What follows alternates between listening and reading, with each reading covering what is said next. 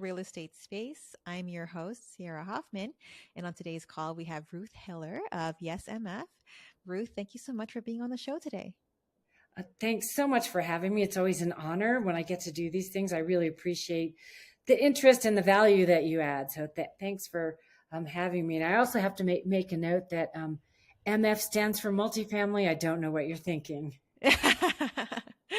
Love it. Love it. I saw your profile. You connected with me on LinkedIn and I saw your profile there and I was like, wow, this woman sounds so interesting. I'd love to have her on my podcast. So thank you for saying yes and being on the show today. Can you tell everyone about your background and how you got into commercial real estate? Well, I call myself the accidental businesswoman because I've always bought and sold real estate. I come from a family that just has always taught me to do that, but I never considered it a business until about 4 years ago when I went to a Tony Robbins event. And I was like, oh my God, I have this business because I'm also an artist. So I make art. And so that was kind of what I was doing. And I've always had created passive income for myself through real estate. And I was like, oh my God, it's a business. And so, then I decided to study multifamily more. And then how could I help people? And so, I joined a mentor group. So that's sort of how I got my start in multifamily. Okay. Got it. So how long ago was that when you started getting into the multifamily? Well, the really interesting thing is my grandmother bought multifamily in 1940. Wow. Right in LA. She her husband died. She was a single mom and she moved to LA and had a little bit of money. You had to have some money. And she bought 3 multifamily buildings in 1940 and ran them till the day she died, and it supported her. Wow. And so then my parents bought multifamily in the 60s. And so then, I decided, I was sitting on a bus in 2019 next to this guy. And I said, so what do you do? And he's like, I teach people how to invest in syndicate 100-unit plus multifamily apartments. And I was like, well, that's weird. I have one and I need some help. Can you help me? And so, and so he turns out to be a really big multifamily educator. It was a coincidence, which I don't really believe in. And so Yeah. we've been friends ever since. And then I joined his group. So, and then I just got really interested in it. I wanted to be a passive investor. I wasn't really interested in being a GP. So I said, oh, help me with this property I have. And then I just dove into learning how to be a passive investor and how do I read a business plan and how do I pick a deal and how do I pick a team. And then he encouraged me about a year and a half after that to, oh, come on, you can be a GP. And so I always think it's important to have people that believe in you before you believe in yourself. And so with his help and Tony Robbins' help, I've really been able to move the needle like exponentially, like in the last 3.5 years. Wow, that's an amazing story. Just so happens you're sitting next to someone who can help you with this building that you own. So I think that's amazing. Yeah, So, and it was a property in LA. We just sold it mhm, after 4 years of kind of going back and forth. My business partners did not want to sell, and I just wanted to sell and mhm. to do something else with the money. And July 2022, we sold it. Okay, so what made you decide to sell that one? That one, I decided to sell that one because it was a family business, and to be nice, my family members and I didn't really get along, and we were 50-50 owners, and so we Mm, had different ideas on how to run the property, and we just couldn't come to an agreement. So I decided that, I asked them, hey, will you buy me out? And they're like, no. I'm like, I'll buy you out. No. And I said, well, why don't we sell? No. So so it took like 4 years, and then we finally came to an agreement. So I was excited uh, to to move on from that chapter, and then create more financial freedom. And it was because of my mentor, my multifamily mentor, who was mhm. instrumental in helping me learn about multifamily, that I was able to do that. Love it. Yeah, I think a lot of people start off with a mentor. And so that's awesome that you had someone guide you on a building you already owned and also guide you first going into the passive investor route. So why did you choose to go that route first? I never wanted to be a GP.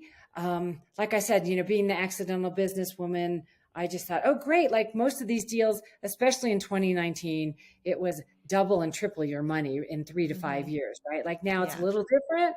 And so I'm like, God, if I could just keep doubling my money invest in like 4 deals and then your money keeps doubling, like that's Hmm. amazing.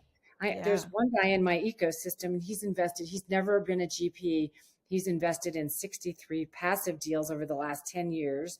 So that's like 6 deals a year, right? And he's made himself multiple millions just from doing that. So I thought that was a great example and that I would do that. And then I just got really interested in the ecosystem. And like I said, my mentor pushed me to, come on, you can be a GP, right? So then I said, okay. I love it. So now that you're on the GP side, would you say that you enjoy that side of it, or do you prefer being more passive? I still do both. So, there's a lot of teams in my ecosystem that are amazing. And so I will still invest passively with them on their deals if I'm not working with them as a GP. So my role, in being on a GP team, there's different roles that you can have, right? You can underwrite the deal, you can find the deal, work with brokers, you can work with the lenders, that's all the acquisition. You can do capital raising. And so what my superpower is talking to people and getting people excited about the deal and helping raise capital. And then I also, because I work most on 506Bs, which is a friends and family deal, I also do, participate in the asset management after the deal has been acquired. So I don't just come in and raise capital. I'm definitely part of the team all the way to the end of the deal. Got it. Yeah. So you're part of that asset management, seeing the deal through all the way, managing that project essentially. That way, you know what's happening with your friends and family's money, right? Yes. So investors call me up. Hey, what's going on with this? And I can explain, because sometimes, you get the financials and you see all the red and you're like, what is this? Right. And so I need to be able to understand that so I can, the property's doing amazing. We've reached year three NOI, right? But sometimes, now with the lending, the way it's been, like sometimes if you have a floating rate loan, some investors, some syndicators have had to stop, or minimize distributions right now in the last year. The changing world. So now, like as a GP now, and even as an investor, I won't invest in anything that has any sort of bridge loan or a floating rate. I think Mm-hmm. up until 2021, it was great. Now, like, unless you had insurance against the rate going up, it's kind of hard for some syndicators. Yeah. Yeah. With the rates going up so quickly, which I don't think anyone knew was going to go up that fast. Right. So No. it's changed the landscape a little bit. But I feel like, as long as you still have the fundamentals and you're still buying right, you can still obviously make money. Doesn't matter what the market is doing. You just got to make sure that you aren't over leveraging and getting into adjustable rate mortgages in the beginning. Yes, and I'm still all in. Like this year, every year I like to do 2 to 3 deals. So as a passive and as a GP. So I'm working on one now and looking at one like for the future, probably towards the end of the quarter. And what I also look for too, besides being a GP, I'm also interested in doing like a joint venture. So instead of bringing investors in, sometimes it would be a group of us that would maybe buy our own 70 unit property, and you just have that more as a legacy asset for cash flow. Makes sense. So when you're doing the joint venture deals, what's the advantage of doing that type of deal versus syndication? Well, a joint venture, like let's say, I still make as a GP, I still make decent money, but like if I didn't have investors on some of the deals, like it would just cash flow. Let's say 5 people, own 100 unit building, then the NOI would be divided by 5 versus being divided by, 100 investors, right? I think, and then my last deal Mhm. was 65 investors. On my current project, it's going to be quite a bit more than that, right? So, you get more of a split. But I like being a Mhm. GP and I like bringing the opportunities to people so that they can make wealth. So, Mhm. I've got 2 different goals to help Yeah. others and then also to make, increase my income. Of course. Yeah. So different ways of going about it. So joint venture, less people involved, but you're not able to maybe get some of those friends and family that you want to bring along with you on the ride who, maybe don't have as much to put into a deal right now. Yeah, exactly. So that it's both, right? But I do love helping women and making sure that Hmm. people understand. I think one of my passions, the reason I got into it is that I had a friend get scammed out of some money. And, Wow. the thing that I learned was that, I really want people to be able to do due diligence on who they're investing in and on the deal. Hmm. And so for me, it's important to make sure that someone feels comfortable and someone that feels like they're educated before that they would invest. Because like I said, all deals look good. How do you Hmm. pick one? Oh, Yeah. it'll double your money or whatever it is, but like, how do you pick one? Yeah, it really depends on the person that you're investing with, right? And how experienced are they? Do you trust that person and have you vetted them and, maybe get referrals or references from other people that know that person or maybe have invested with them before? Yeah, track record is important. And then I'm also in this other investment group where they talk about, we're talking about stocks, and people invest in stocks based on trend, like Tesla, so I'm just going to invest in that. But what he's training us to do is to look, actually, it's probably too much work for me at this point, but to look at the profit and loss statement of every stock company you want to invest in, right? That's Hmm. the only way to really make a decision. And that's what I love about multifamily, because there is a profit and loss statement, and there's certain markers you can look at. Are they Hmm. at, is it too much organic rent growth? Is it, if it's 30 or 40%, like, no, and some people don't know to look at that, right? So even though the profit and loss and the rent roll and stuff might be good, you still have to look at what is the team expecting to do going forward. Yeah, so looking at all the financial documents, and if you're newer, maybe having someone kind of walk you through how they got to the numbers that they got, right? And that's what I love to. I love having investor calls and taking them through how the deal works and what a syndication is. And these are the numbers we look for. And, I remember when I first started doing those spreadsheets, like I said, I come from an art background. I never considered myself a business person, even though I am, right? And so I've had to Hmm. learn how to love spreadsheets. I love spreadsheets and they love me, right? So Yeah. So you met your mentor in 2019, and since then, how big has your portfolio grown, and what does it look like right now? So I met my mentor in 2019. I had a couple single family homes, a retail space, and a large multifamily.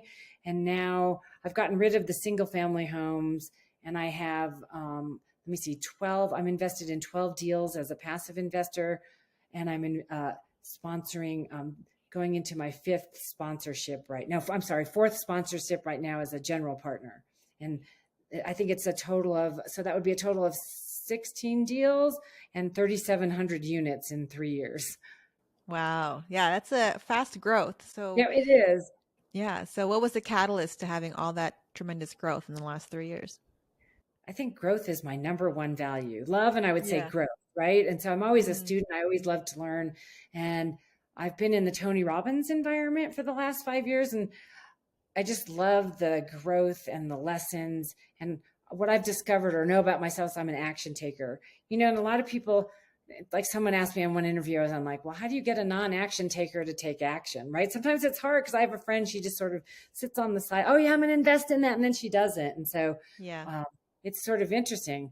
I think that some people need more certainty than others, right? I think that's why Hmm. I need to be 100% certain. And, with investing, there's not 100% certainty. I think some investments are lower risk than others. Got it. And so, right now, it looks like your portfolio seems to be across 8 states. Is that right? Yes. So I think I'm in California, New York, Texas, Alabama, Arkansas, Tennessee, Georgia, and Florida. Got And it. so I prefer the landlord friendly states. That's what I'll say about those markets, right? I think that, I've just sold the California property. We're doing seller financing, and Hmm. I still own a Okay. retail space in New York. And the, the reason that I don't love those markets is they tax you like crazy. So like selling Mm. the property in California, um, a lot of investors, if you have properties in Texas or other, you don't get killed with state taxes, but in Hmm. California and New York, you can't write off any of your write-offs against state taxes. You have to pay them no Yes. matter what. So I'd say no on those. Yes, and actually they added a new tax in California for when you sell buildings that are over $5 million. There's an additional tax now, depending on what the price is. So it's just getting worse and worse over It's there. I don't know why it's so bad. It's like I don't know. It's always been that way. So Hmm. time to get out of California for me anyway. Other people Yeah. still buy stuff, right? I think if you're doing a longer term hold, it would be good. But if you're doing multifamily, for me, I wouldn't do that there. Yeah. Yeah, multifamily is difficult, especially when you have, a value add type of deal where your goal is to increase the rents. It's difficult to do that in places where they have rent control. in California, for example. So, what is the strategy that you use when you buy properties? Are you looking for Class A, Class B, Class C? Do you do kind of a value add play, or what's Well, your it's overall interesting strategy? because when I originally started, I loved C class, and that property that I owned in California was a C class.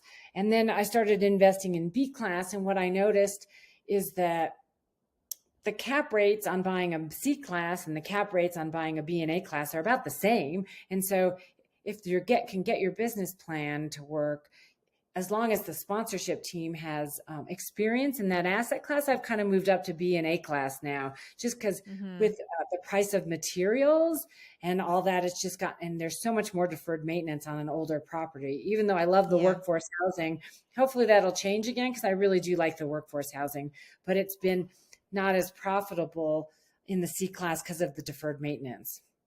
Got it. Okay. So transitioning right now more to the class A and B just because of the cost of materials and probably cost of labor too right now.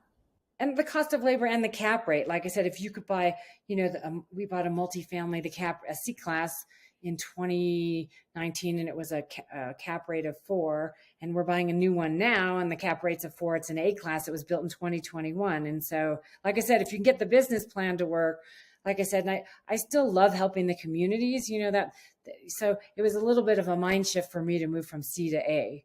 But I love the team and the deal. So I'm like, well, okay, I'll try. It makes sense. Yeah, the deal makes sense. And it's good to have kind of a diverse portfolio, maybe just try out different strategies as well. So that's interesting that you're going more into the class A because most of the people that I do speak to are still looking at class B and C properties. So it is good to just kind of see what everyone is up to in their current strategy.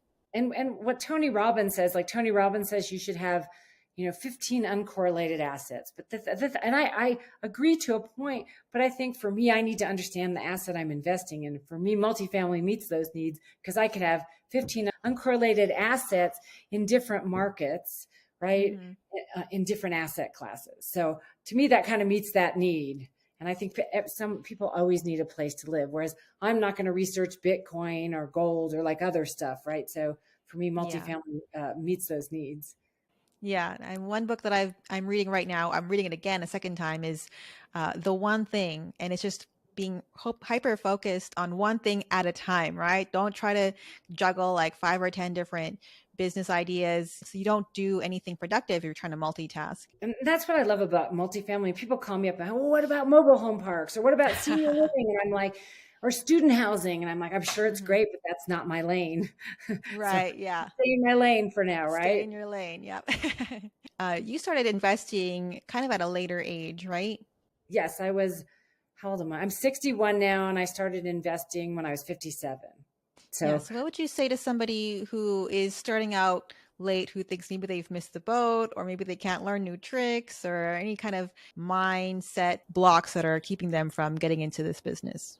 well, I had on my first deal as a GP, I had a woman, I think she's about my age. It was her first, right? She'd been scared to do it. And so I just say, you know, define what you want. And I guess right now the stock market is averaging about a 7% return, right? And multi annualized return. And sometimes you get tax benefits, and sometimes you don't. It depends what you're invested in. But Hmm. multifamily year after year has averaged a 20% annualized return. With that, I think it's less risky than the stock market. And so you just have to shift your mindset a little bit. I know it's like we've been trained that like the stock market and your IRA and your 401k is going to help you retire. And so I always love recommending the book, The Cash Flow Quadrant, and how you can be in by Robert Kiyosaki, because it Hmm. explains how like we're kind of primed. That's what we understand. And so you kind of have to step out of your mindset a little bit and be willing to try something new. Absolutely. Getting into your first deal after you met your mentor, was it difficult to do your first deal? I went to his first event, and called a rat race to retirement. And I took 500 pages of notes, right? Because I was interested in figuring out the multifamily property I had. And my mentor at the time had a deal. It was a 506B. So he knew me. And he's like, I have a deal. And I'm like, oh, you do? And so he introduced me to him and his co sponsor. And I invested that day. And I remember I called the co-sponsor, I called him like 20 times a day and asked questions. And so I always tell people, if you're going to invest, make sure that you have access to the sponsor and that they Hmm. can answer questions. Cause that's what made me feel the most comfortable. Cause I was scared. It was a lot of money. I was like, oh my God, I'm Yeah. money. And, I don't know. And he was very experienced and he was able to answer like literally every day I'd call him up. I know. I loved it. It was exciting. It was exciting. Now I'm addicted, right? Yeah. What was the most difficult thing you've had to overcome during your real estate journey? I think it was the belief in myself, right? Because I remember I joined a mastermind and then we all had to come up, and give a presentation about what we thought we'd be good at. And so, I'm the accidental businesswoman and I don't have a business background. So, I don't add value, right? So the thought that I didn't not adding value and adding value is not necessarily a monetary thing, and that's what I had to learn is like overcoming like, I add value because I'm a great listener and I add value because I want to help others. And I think overcoming that was really good for me. Got it. So a lot of it was mindset, right? Which I think a lot of Yes. people are currently experiencing that are listening to this. I think the biggest thing that blocks us is usually just ourselves, right? It's usually not lack of money or lack of relationships or connections, because we can get all of those things if we can get over our mindset and we can overcome all of those challenges. So, what's the biggest piece of advice you'd give somebody who is new to the business and wants to get into multifamily today? I think the biggest thing that I've learned over the last 5 years is like if you set your mind to something and you really want it, like, like, hey, you want that car and you make it happen, right? I think that once you set your mind to something and then you can just make it happen. Like I've like join things I probably could in the beginning couldn't afford, and even with some of my investments I wasn't sure I could afford it, but I believed in it and I always say like it's not your resources, it's how resourceful you are. So Hmm. for me, I'm super resourceful. I always figure it out. And so that's one of my mantras. It's like, okay, I'm going to do this. It's a little scary and I'll figure it out. Right. And so if you believe you're going to figure it out, you do. So I think for me, that's, just take the action and believe in yourself and you'll figure it out. Right. Absolutely. And I think that a lot of that has to do with the people you surround yourself with as well, right? And it's good Yes. to have those relationships that are going to be supportive of your entrepreneurial growth and help you move forward. So, what's the best way for somebody to develop those relationships if they don't have them yet? So I say like, and it doesn't have to be multifamily, whatever it is you're interested in, find a mentorship group and join it and be around the like-minded people who've already done what you want to do. Um, and so, when I went to my mentors group, like there's like 1,000 people in that group and there's person after person, I don't know the exact numbers, who become millionaires based on his recipe. And so Hmm. why reinvent the wheel if someone's already doing it? So I say, like, Yeah. figure out what it is you want to do and find a group of like minded people and just learn, just learn and take the time to learn. You don't need to jump into an investment right away, but take time to learn about it so that you Hmm. feel comfortable when one does come so that you can take action. Yeah, absolutely. And I think the biggest thing too is just to have patience. I feel like a lot of us feel like if we don't get our first deal in the first 6 months that we're failures or we didn't make it or we don't know how to do this business. So it for most people that I interview on this show, it sometimes takes them, 6 months, 9 months, a year, even 18 months sometimes to get their first deal. But the whole point of it is just to persevere and not give up and make sure that you're constantly learning and doing like one small step forward each day that's going to get you closer to your goal. Yeah, and I think that some people think multifamily is a get rich quick thing, and it's a long game, right? I've been doing it; it's going on my fourth year. You know what I mean? I think you really start to really see like the fruits of your labor after like year five. Like that's when the deals start flipping and flowing, and then Hmm. but then you kind of have to have faith up until that point and do your due diligence. Yes, I would agree with that. Especially just interviewing all these people every week. I find that on average, most people become financially free in this business after 5 years, which is exactly what you said. Yeah. And so don't give up, right? You just keep doing it anyway. And there's always pitfalls or and it's never a sure thing with multifamily. I had one sponsor, he had a fire, a flood, a hurricane, and a murder. I mean, it was really bad. You know what I Wow. mean? So you never really know, so, Yeah. and that didn't stop him. He's still doing deals, right? But that would be a deterrent to some. Thank you so much, Ruth. Where's the best place for people to find you if they want to learn more about you online? I have a website. It's yesmfnow.com. So that's where you can get more. If you click on the free resources button, there's a bunch of informational articles about multifamily syndications. Perfect. I'll make sure to include a link to that in the show notes below. Thanks everybody for tuning in. If you guys enjoyed today's show, please write us a 5-star review on Apple or Spotify. Every review helps us to be able to reach more and more people looking to get involved in commercial real estate. Thank you so much for having me. I really appreciate the opportunity. Today's show was sponsored by Synergy Capital Investments. To download your free multifamily investment guide for beginners or to schedule a call to learn about our upcoming investment projects, go to thrivewithsynergy.com. That's thrivewithsynergy.com or click on the link below.